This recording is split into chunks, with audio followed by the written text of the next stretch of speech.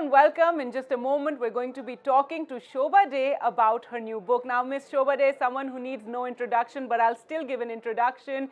She's been an editor, a journalist, I'd like to say model as well, a social commentator, and is now out with her, Miss Day, what is it, your 20th book? This is the new book, The Sensual Self, Explorations of Love, Sex and Romance. First and foremost, Ms. Dave, you can tell us what inspired you to write this book right now? Well, it's my 28th book, as a matter of fact, and I cannot tell you, it's been the most difficult book of my life to write. Difficult on many levels because, A, it's the personal, but talking about the universal. It's talking about a subject that, in not just in India, but in most societies, most cultures, most countries, is swept under the carpet. Intimacy is particularly hard to address, coming also from a woman who's writing about it when all along for centuries we've been given a male perspective on what intimacy feels like or should feel like. We've been given a kind of a commentary on our sensual selves, but none of it has come so directly and in as I guess candid and upfront a way. So writing that, maintaining that balance between what sounds appropriate and what is most needed, because it's a conversation I believe is overdue. Well, you've always been very provocative in your writing and, your social commentary as well. You've interspersed a lot of personal experiences in this. It's directed to all generations. I like to ask you about the bit where you talk about, courting. That's very interesting. Do you think this generation doesn't talk about courting or do courting enough? Because you talk about how Mr. Day bought you saris, and for you that itself was, a lovely courtship. Well, courtship itself has, I think, the rituals around courtship have changed. Today, there's no time really for that old-fashioned level of courtship because people are not investing enough time in their partners. They're not investing enough time in their relationships. It's all very quick, functional, instant gratification, and I keep picking up new terms like breadcrumbing and so on. So it's Situationships. situationships. It's a generation that's in a hurry, and I quite get it because life when Mr. Day was courting me was well attractively different, and we felt it was important enough to invest that kind of time and energy just getting to know each other through gestures big and small. Well, in today's terms, like a lot of young people tell me that someone asks you, would you like a drink at a bar? And it only means one thing. I don't quite understand, but I'm not judging.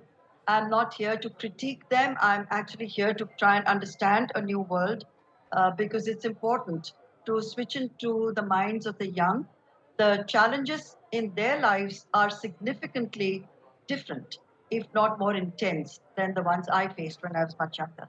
That's right. It is a fast-paced world, and you talk about also the importance of rejection, dealing with rejection, heartbreak as well. And as you said, in this generation which wants instant gratification and it's very app-driven, there's too much fear of rejection, of heartbreak, and not wanting to put in that effort. Is that something that you found? Well, the insecurity levels today are significantly higher, that's for sure. The thing is, we live in an age of anger and an age of frustration and an age of just feeling you're not being seen, you're not being respected, you're not visible enough, that you don't count. And any slight, even the smallest disagreement, right in the start of any relationship, and there are bound to be several during the course of the courtship and relationship, is taken as an outright no or the whole ghosting business, which can crush young people. I mean, the ghosting phenomenon has led to a few suicides with people unable to accept that someone who was a part of their lives suddenly decides to disappear with no explanation. So I totally understand that. In fact, I feel deeply that I wish they would recognize a gentler way of dealing with difficult periods in relationships. And there's also a pleasanter way of saying, well, it's time we both moved on. And that's something the young people are still coming to terms with. And uh, I wish someone has called me an ecstasy aunt, not an agony aunt, which is it's a lovely compliment. Someone else has called me a philosopher of passion, which is also lovely. Because I think the young also need to know, the young in India need to know that culturally and historically, our country has always celebrated pleasure. The guilt came in much, much later, and it was a borrowed guilt. It's not our guilt. And the way we have suppressed those early, there was beautiful love poetry, there was beautiful erotic poetry written centuries ago. This Kalidasa, who I quote in the book all the time, and I quote Japanese haikus, only to bring the young back to that which is beautiful, that which is meaningful, that which makes a partnership, evolve and glow, not just grow. They need to be reminded of that. Maybe it's my attempt to Of woo course, them. we have very different societies. I mean, a society in Mumbai or Delhi would be very different from that in a tier two town. But you talk about ditching the rule book. And, what kind of rules, self imposed rules? You said a little bit about guilt, but what kind of self imposed rules do you think are most damaging to society? Well, those that deal with a denial of self, which tell you that who and what you believe you are is not acceptable, and that society is right there drawing all kinds of hideous conclusions about you, your life, your choices, your decisions. I think that's extremely hard at any age to accept that kind of very harsh judgments about maybe things which are very important to you as someone who wants to be counted with whether it's within family or with your own community, with your colleagues. It can be very, very crushing and psychologically intensely damaging for someone to feel that kind of outright, no, I'm sorry, but what you represent does not appeal to me and you don't count. So that's one of the tough dilemmas of our time. Right, and in all of the chapters, you've spoken about certain topics, your own opinion, but you've also, it's asked questions of the reader. And so it's something that you want them all to think about, and for all generations, because you start from the courtship, and then you talk about the later years of relationships, etc. So it's something through this book you want people to really think about all these things very deeply. Well, to me, the book is really not, it's not a manual, it's not a No, memo sure. I've written. It's more like a mirror. It does reflect us, it reflects us in all our fragility. And it's also a search. So when I'm asking those questions, I'm equally asking them to myself, my younger self, my current self, and what I may feel like, even 5 years down the line. It's a constant search at the end of the day. No one can possibly say, unless you've reached that level of moksha or something, that, oh, I know all the answers, because no one ever does. So the day you stop searching for that deeper meaning about who you are, what you mean to yourself before you start meaning anything to someone else, I think that's a very important part of growing as a human being. And after 7 decades of having lived my life, I've certainly seen a lot of it. I've experienced a lot of it, and I've tried to share some of those experiences, including the disappointments and where I may have completely messed up myself. So it's not a lecture I'm giving to anyone, not my generation, and certainly not to the young, because I always feel there's much more that I can learn from the young than I could ever impart to them in terms of my own experiences. No, absolutely. It's meant to, get people thinking, or at least ask these questions of themselves. Now, you've been writing, as you said, this is your 28th book, and you've been writing since the 80s. And, now with this book, tell us, how do you feel Indian society has evolved during that time when you first wrote Socialite Evening, and now with this book, the Sensual Self? It's interesting that you're asking, because years ago I had done an anthology which I'd co-edited with Pushwan Singh. It was called Uncertain Liaisons, and we had asked some very prominent psychologists and sociologists and psychoanalysts and social historians to comment on the changes in Indian society. And the approach had been extremely academic, and it was a serious kind of attempt to examine the changes in society. But the book didn't do well at all. Maybe the tone was wrong, or we weren't speaking to the right audience. I don't know.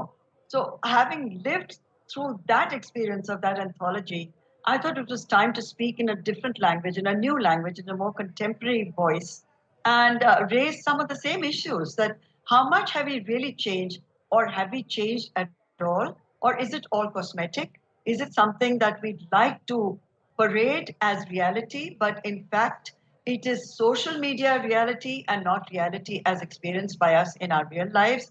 And the biggest change, of course, has been social media, and it's a profound influence on the minds of the young. So all that we see, the attitudinal shifts, have definitely are connected to social media and what it is telling us about ourselves and our idealized personas, which is even more scary because the ideal on social media is not an ideal as per our cultural norms or our mythology or even our everyday lives. Those are not perhaps our ideals. So when the young tell me why I did not like an anthem, you don't send me flowers, or I'm happy sending myself flowers because no one can love me like I do, or even Taylor Swift and her lyrics, which are so anti-feminist according to me because she's always playing a martyr or a victim or a rejected person in love.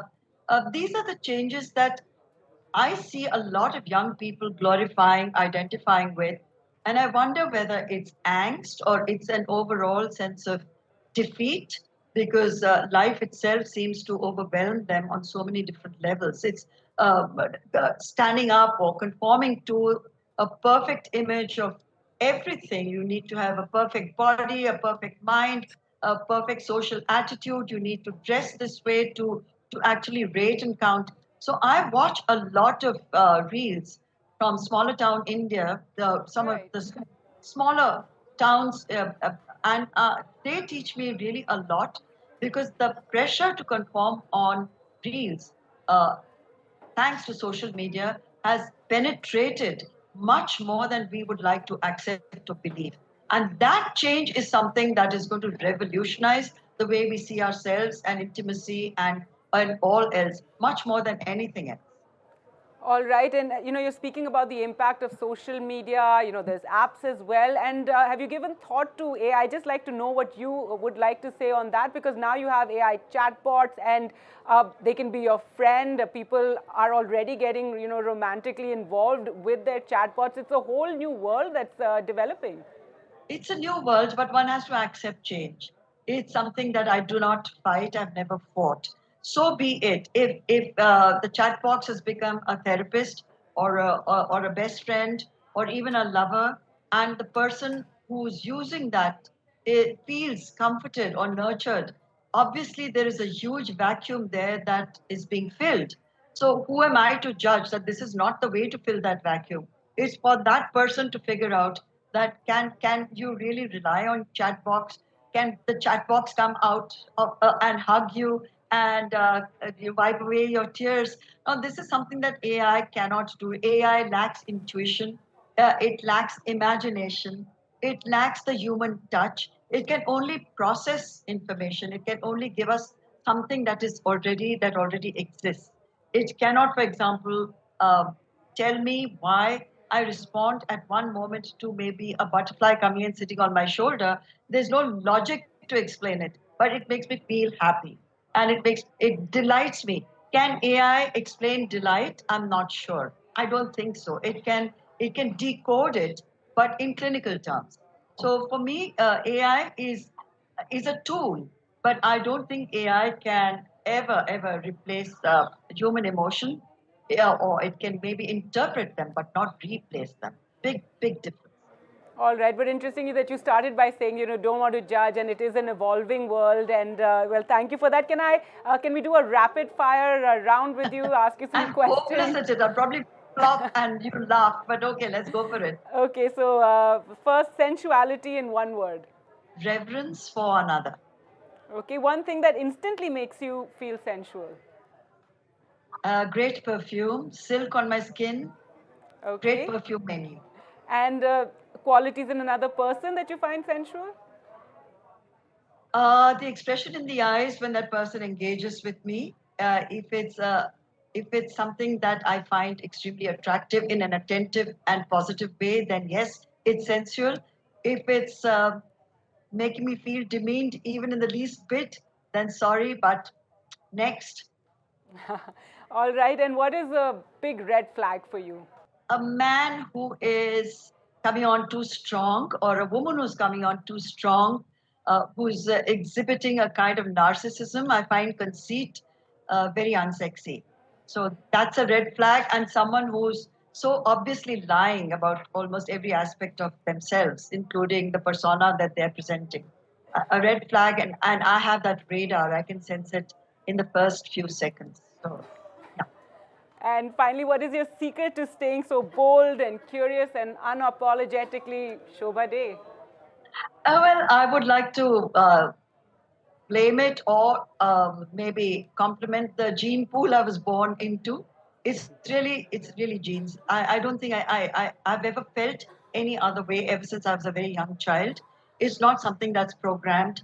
It's instinctive. This is the person I am, and I hope there are enough people out there who think this person is not too awful, and in fact can be very tender and romantic and sensuous, which is what the whole purpose of writing the book was, also to find my own sensual self within the pages. All right. Well, thank you so much for speaking to us. And finally, I'd also like to know what's next for Shobha Day. Is there another book in the works?